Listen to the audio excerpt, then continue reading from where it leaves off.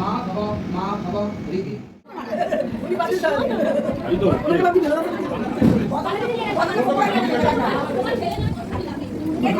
Guys, সকলে কি করছো? শ্রেয়াশ্রী অফিসিয়ালের সকলকে জানাই স্বাগত। তো দেখতে পাচ্ছ আজকে আমরা বেরিবেরি করতে যাচ্ছি, ছোট, আমি, মা, বাবা, আর ট্রেনেও উঠে গেছি। আর ফার্স্ট টাইম আজকে ছোট ট্রেনে উঠলো, ট্রেন চড়ছে ছোট আমাদের। তো বলো তো, গেস করো তো আমরা কোথায় যাচ্ছি? আমাদেরকে তো তোমরা অতটা খুব একটা দেখো না কোথাও যেতে, একমাত্র স্প্ল্যানেড গেলে, কোথাও কিছু শপিং করতে গেলে, ব্যাস এইটুখানি দেখো আমাদেরকে যেতে। বাট আমরা কিন্তু কারোর বাড়ি যাই না, কিন্তু এটা কিন্তু আমাদের নিজস্ব বাড়ি, অর্থাৎ আমার মামার বাড়ি যাচ্ছি আজ আমরা।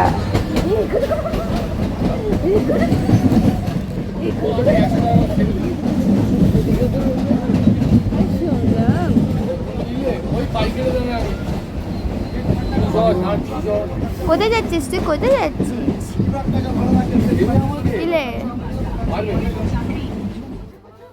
তো ছোট কিন্তু ট্রেন জার্কিং করেও ছোটর কিন্তু কোনো ঘুম নেই চোখে।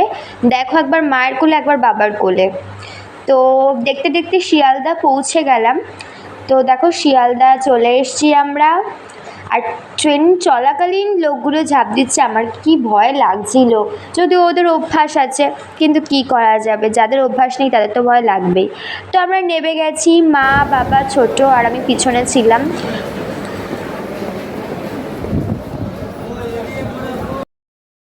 এ তো তোমরা বুঝতেই পারছো এটা শিয়ালদা স্টেশন, আর তোমাদেরকে তো আমি আগেই বললাম।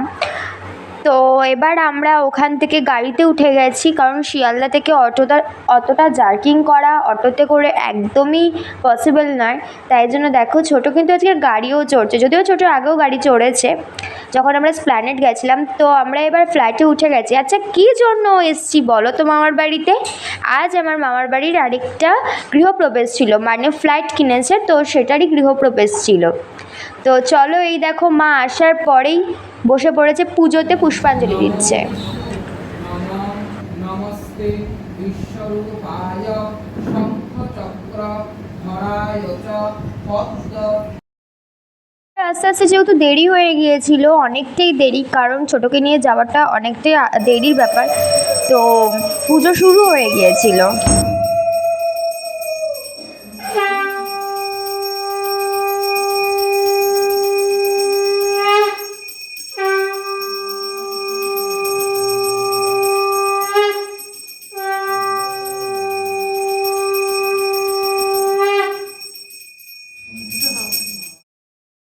তো এই দেখো ঠাকুরের জায়গাটা কি দারুণ লাগছে, এইভাবেই করা হয়েছে।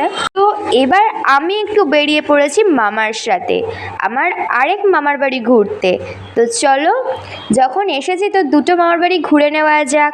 তো এই দেখো, আমি তো প্রচুর মস্তি করছিলাম, আর আমার মুখ চোখ দেখেই বুঝতে পারছো, একদম পুরো গাড়িতে করে উড়ে উড়ে যাচ্ছি। চুলগুলো দেখছো উড়ছে কেমন। বাড়ি এসে আর কি, মামার বাড়িতে এসে দেখছি যে মাসি চলে এসেছে, দাদু চলে এসেছে, মানে আমার ইয়াং দাদু চলে এসেছে, আর এদিকে আরও পিসি মাসির সকলে। মায়ের তো এত বড় গোষ্ঠী বলার বাইরে।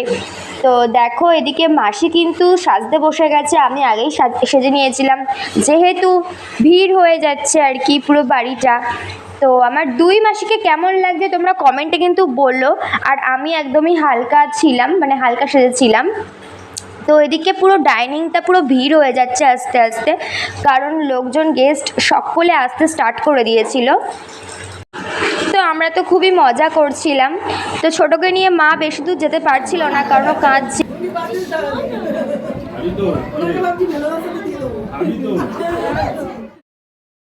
অন্নপ্রাশনের পরে এই গৃহপ্রবেশের দিনে আর কি আমরা যে এসছি, আর এতটাই মজা হচ্ছিল, সবাই এক জায়গায় হলে হই হই করে যেন দিনটাই পুরো কেটে যায়। তো দেখো পুরো ভিড় হয়ে গেছে। তো এবার অনেকটা দেরি হয়ে গেছে আর কি, রাত হয়ে যাচ্ছে, তাই জন্য আমরা বেরিয়ে পড়লাম। আমাদেরকে সকলে থাকতে বলছিল, কিন্তু আর কি বোন অতজনের মাঝে ঘুমোতে পারবে না, বোনের ভীষণ কষ্ট হবে, তো সব দিক ভেবেই আমরা আর থাকিনি। তো তাই জন্য আর বেশি রাত করলাম না, বাড়ি ফেরার দিকে রওনা দিলাম।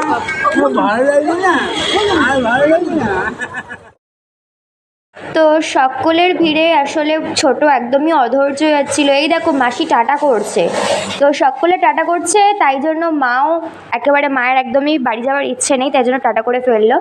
তো এদিকে আমাদের যে শিবা ওই দেখো ও টাটা করে দিল। তো আমরা আর ট্রেনে করে বাড়ি ফিরবো না, তাই জন্য একেবারে গাড়িতেই উঠে গেছি। তো এই দেখো জ্যামে গাড়ি দাঁড়িয়ে রয়েছে।